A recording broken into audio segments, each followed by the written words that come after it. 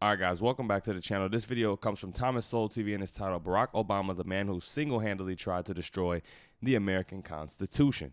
Now, just to provide a little context before we start this video, back when Barack Obama was the president, I was a lot younger, a lot more ignorant. I didn't really pay attention to politics. So had you told me that Barack Obama was trying to destroy the American Constitution, I would have looked at you like you was crazy. You know, I wouldn't have believed you back then. But, you know, I've came around, so that's why this is interesting to me, because I wanna hear from Thomas, from Thomas Sowell's mouth, how he comes up with this, and because this is something I hear a lot from people on the right. You know what I mean? Yeah. So let's get into it. Don't forget to like, comment, share, and subscribe while we're watching. Now let's roll it. In the presidential debate of October 16th, on the kinds of judges he would nominate to the Supreme Court, quote, "I will find the best people in the United States of America who have a history of strict adherence to the Constitution and not legislating from the bench," close quote. Barack Obama during the same debate. Yeah, so just so you guys know, that was John McCain that said that. That quote came from John McCain when John McCain was running against Barack Obama. During the same debate. If a woman is out there trying to raise a family, trying to support her family, and is being treated unfairly, then the court has to stand up if nobody else will. And that's the kind of judge I want. That's unconstrained. Wow, so diabolically clever. That might sound very nice and noble, and that alongside with him being a person of color won him a lot of votes. But let me let Thomas Sowell tell you why that's a bad idea, not me. That's unconstrained. That somehow or other there are people with the judicial robes on who can just decide these things ad hoc, which among other things would mean we would no longer really have law. You would discover, once you got into the courtroom in front of the judge, you would then discover what the decision is, but you'd have no clue beforehand. So that. Yeah, and just real quick, I think people in this country really don't understand how important the Bill of Rights and the Constitution is. I think those fundamental pieces of legislation are directly tied to why this is the country that everybody in the world wants to come to, because of the Constitution itself. So a lot of people don't understand the Constitution. They want to change it, amend it, get rid of it, but we lose so much if we lose that Constitution. And people really don't understand that. No clue beforehand. So that would, a full embrace of the unconstrained vision, which Barack Obama seems intent on, would overturn the fundamental basis of American law, which is a nation of laws, not of men. It Absolutely. would be a nation of men, of judges. Yes. All right. September of this year, the Rasmussen polling company asked this question: should the Supreme Court make decisions based on what's written in the Constitution and legal precedents, or should it be guided mostly by a sense of fairness and justice? Close quote. 82% of McCain supporters said the Supreme Court should base its decisions on the Constitution. 29% of Obama supporters agree.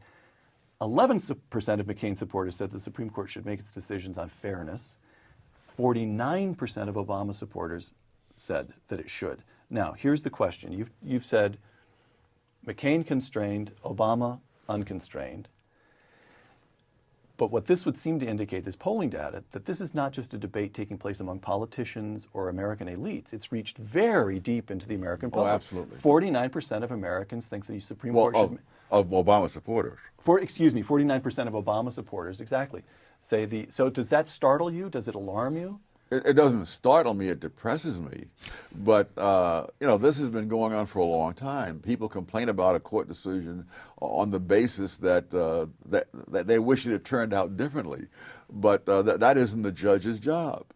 There was a wonderful case, and I wish I could remember the title of it, in which Clarence Thomas said that he really agreed with the position taken by one of the litigants in the case, but that he wasn't there to decide that issue. He was there to decide what did the law say, and the law said otherwise, and so he voted against them.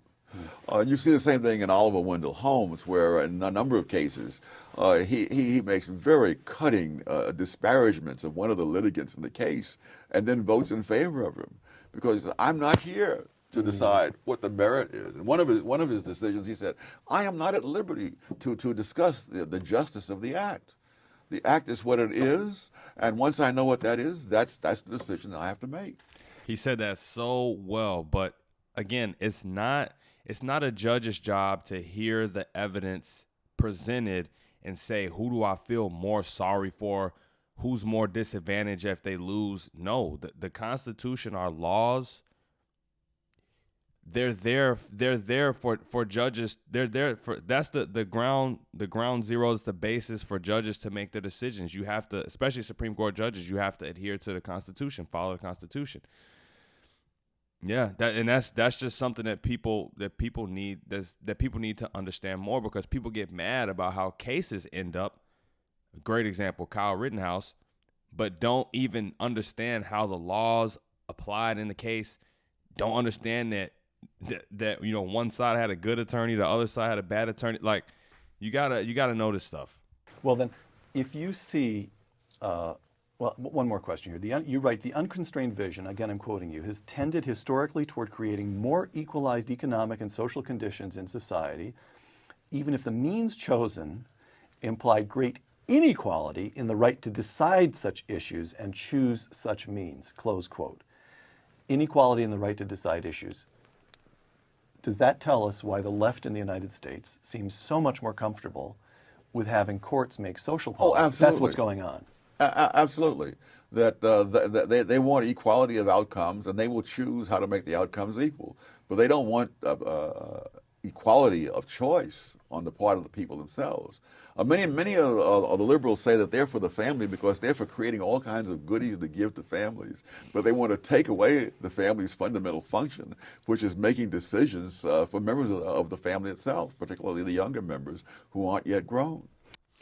All right, guys, appreciate you for coming in with me. Let me know what you think about that video there. You know, to all my watchers watching who are a bit older than me, or even that was just paying attention back then in that time, you know, definitely comment and let me know what you saw, and let me know what you thought about this. Don't forget to like, comment, share, and subscribe on the way out the door. Till next time, you guys, I'm out of here. Peace.